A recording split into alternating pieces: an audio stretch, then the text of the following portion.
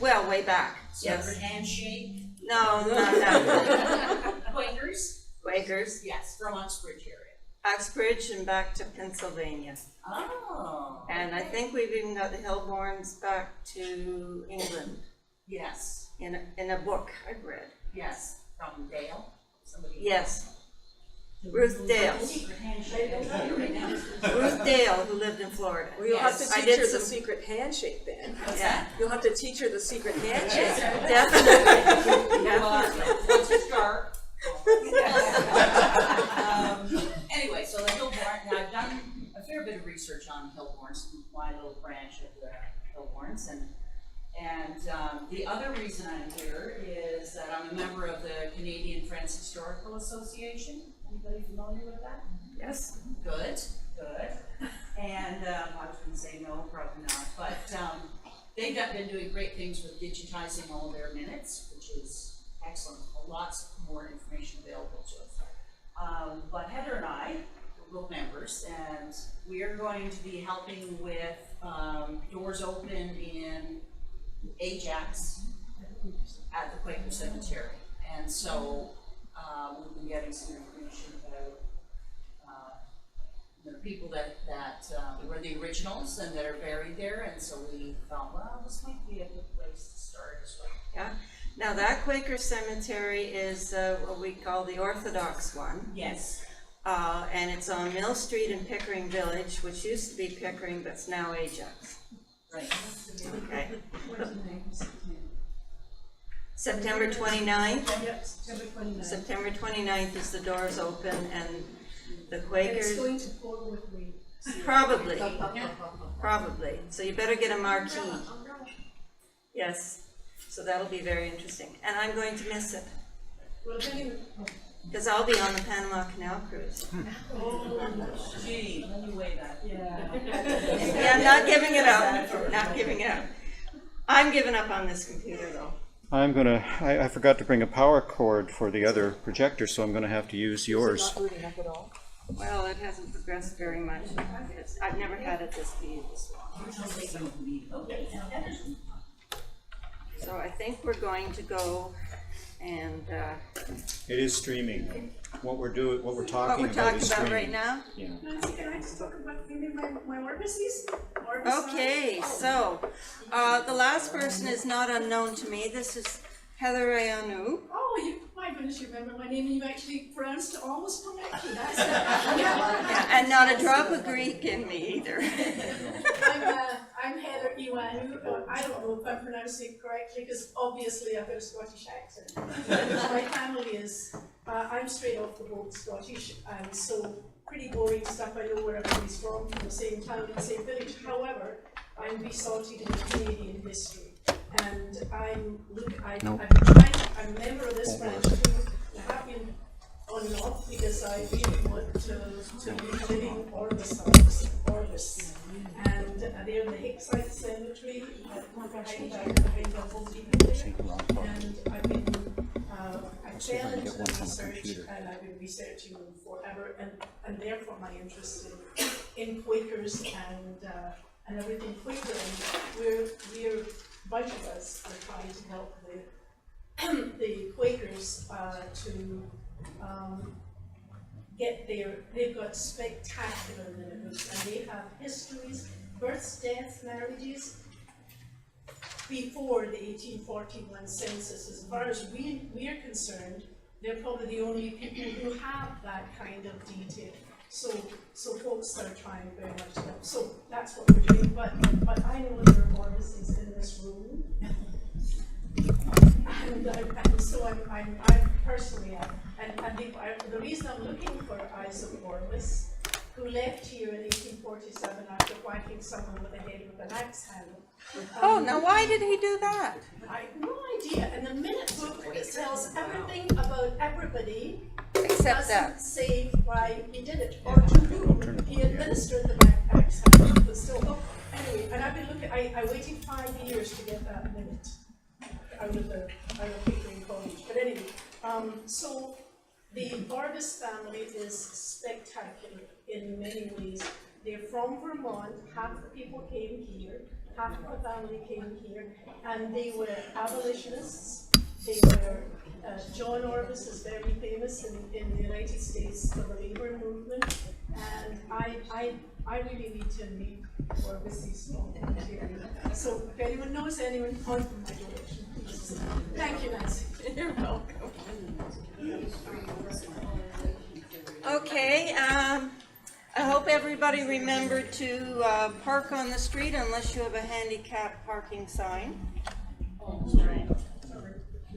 Yeah, it's a very tiny parking lot, so we have actually asked people to reserve the spots in the parking lot for A, the scout leaders who are here in the gym, and B, the people with handicap parking permits. There is parking on the side street, Carnegie, and the next one over, and the cross street at the top of those two. There's a parking lot across at the school, kitty corner across Simcoe, and we're allowed to use that in the evening. And there's also a parking lot 2.5 blocks over behind that little plaza along Roslyn. Stuff sorted around Roslyn. Okay. So we do wish to keep that parking lot as free as we can for people who have accessibility needs.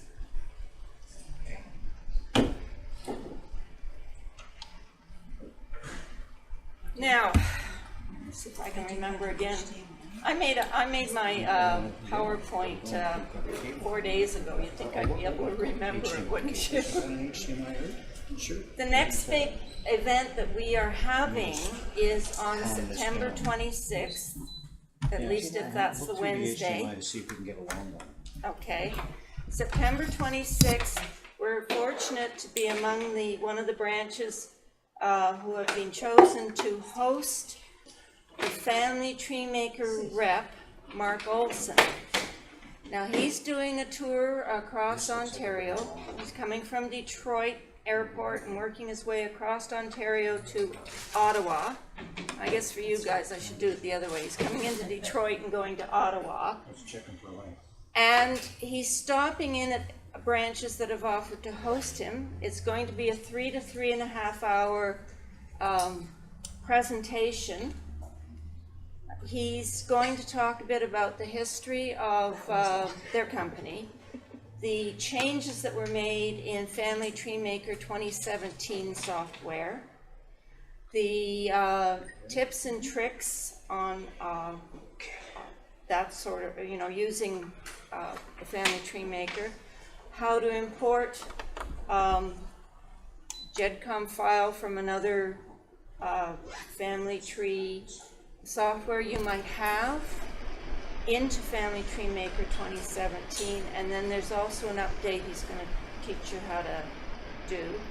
He's going to answer any questions you have about Family Tree Maker, and he's also going to have a booth there to sell Family Tree Maker if you wish to have the 2017 version.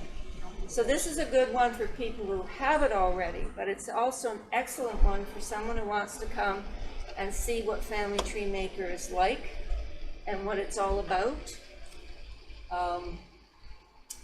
It's going to be held at the Clarington Museum and Archive, which is on Temperance Street in Bowmanville.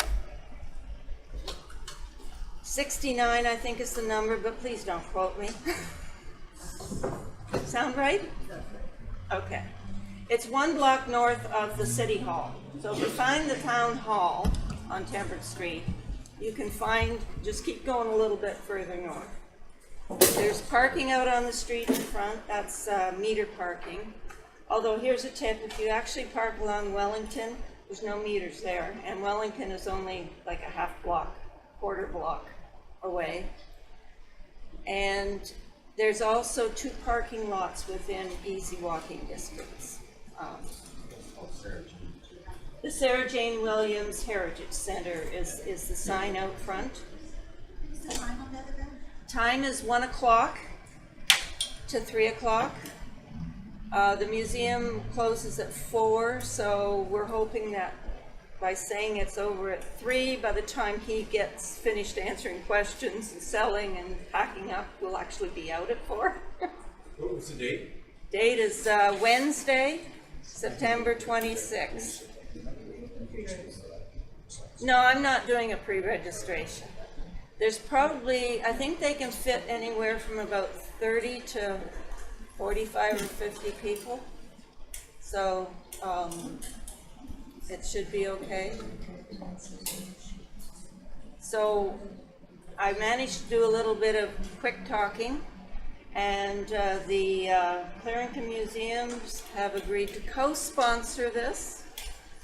So the speaker is free to us, and now the venue is free to us too. So it's free to you guys. Yeah, it's working. Oh, good.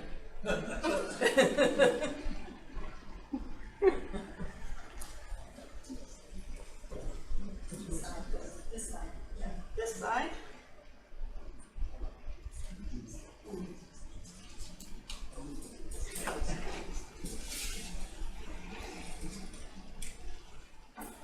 Can I move it over now? How long the cord is. Yeah, let's see if the cord will reach. HDMI we had. Or move the lectern, or all move the... I think it's fine. I think we're fine. Yeah, we're fine. Just nobody walk across the front here. That's expensive.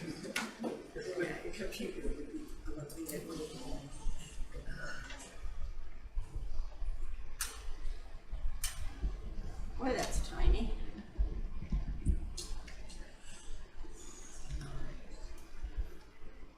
Nancy, just in case anyone's interested, it's also going to be public in Durham Library that evening. Oh, yes, and I have a slide for that. I have a slide showing all the places it's being shown. In case you can't make the afternoon of Wednesday, September 29th, you do have the option to go to other places. You may have to drive a little. Okay. No, that isn't what I want. That one. Okay.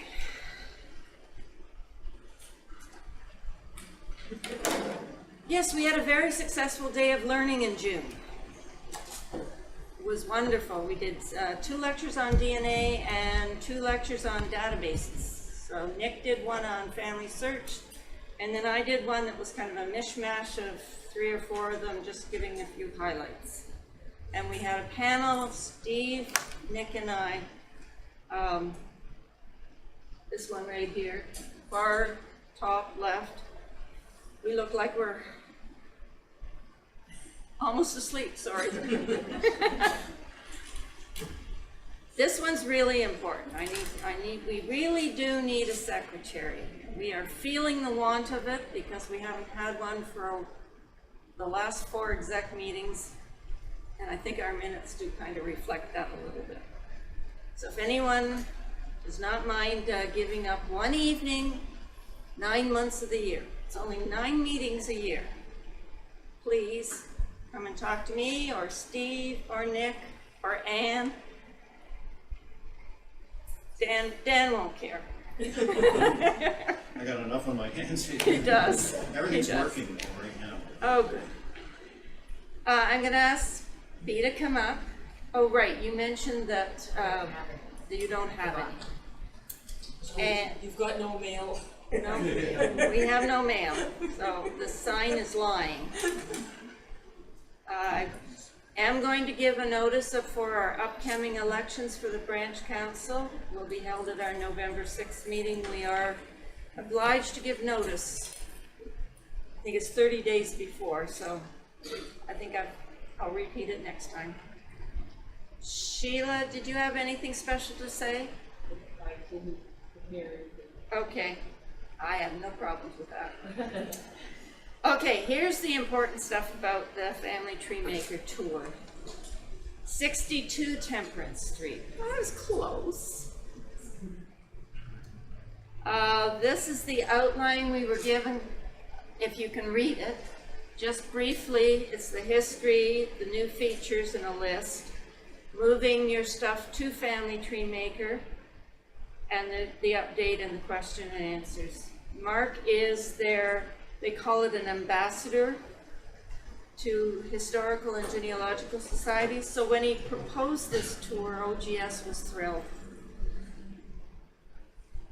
Here's the other presentations and dates, times, and location. So if someone wants to take a picture with their cell phone, I'll leave this up for a few minutes. Or Dan will probably have this business portion up on YouTube in a few days. Yes? I took a picture. And took a picture. Thank you. I'll put my pictures up on the site as well. Awesome. Can I get a sense? Can I get a sense here of how many people are likely to go to our presentation? This presentation? The one, no, the one under Durham there. This one. Well, that's good. I don't know, it's a long way. You could drive, Ann, if you find the 4 blocks to your house too much.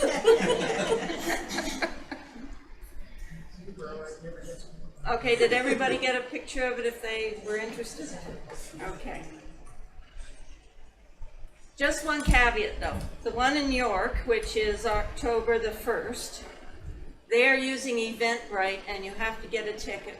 It's free, but you have to go to their homepage, which is go to ogs.on.ca and click on branches and click on York, and you'll see the link to sign up for Eventbrite. They wanted to know who and how many. Me, I just want people to come. The OGS webinar has a pretty good topic in 2 days. And this is for members and non-members. Navigating online sources for Irish research with Donna Mouty, and she's a very good lecturer. I have heard her before. 7 p.m. on Thursday. And if you're a member, it will be there in the members only section for you to access afterwards. If you're not a member, go on Thursday. Toronto branch has a lot of courses starting this fall, some in September, some in October, some in November. I recommend you going to their homepage, which is torontofamilyhistory.org, and you'll be able to see, or you can do the same way through OGS branches and then click on Toronto branch.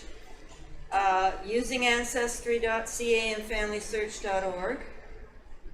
Basic genealogy and family history, that one's an 8-week course. All the other 3 here are 3-week courses. Advanced research skills, and an introduction to genetic genealogy, which is the use of DNA results. Now we can have our break. How'd I do? Oh, well, not too bad, I didn't think, as far as remembering what I put in here. So there are tickets, the 50-50 draw tickets at the back. We have a branch table you can browse and look at some of our resources. The cold drinks and cookies are over at the hatch. And feel free to make a donation for those and we can keep it going. And we'll make sure we've got everything set up for the speaker while you're doing that. Maybe 20 minutes? Okay, maybe 10 minutes. 9:30. Why is it 9:30? It's 9:30, and I believe we have cleanup till 10. Did we pay cleanup till 10, but 9:30 is when we need to finish. I guess we can put some of this stuff we're not using away. Okay, so our next meeting, October the 2nd, does that sound about right? Since I don't have my PowerPoint. Just a second. Could you correct me? yes, Tuesday, October 2nd, is going to be Ted Barris. And he's just published a new book about the dam busters of World War II. And it's actually about the Canadian members of the dam busters. And of course, I don't think we're going to do much business. We're just going to let him get right to it because he can talk for hours. But he's so entertaining. I really recommend that you get anybody who's at all interested in the World War II Air Force and bring them out next month because it will be a dam buster of a meeting. And bring $20 because you want the book? Oh yes, I'm sure he'll bring the book too, so don't forget to bring cash if you're interested in that. November is, Joyce, November is, oh, The Boy from Botwood was the book, and the author is a Whitby author. Haven't started doing that yet. Well, we'll tell you next month. But it's a World War I tale. Okay, so we're kind of doing Remembrance Day twice, as it were. I was really fascinated with Ted Barris's topic because for years I often wondered if the Don Brown, Captain Don Brown that was listed in the movie was my dad or not. Dad wouldn't talk about World War II experiences at all. But I went and looked into the squadrons involved and it wasn't him. Darn. But it sounded like an incredible feat from the sounds of the book promo that I read. So I think you'll really enjoy it. And now,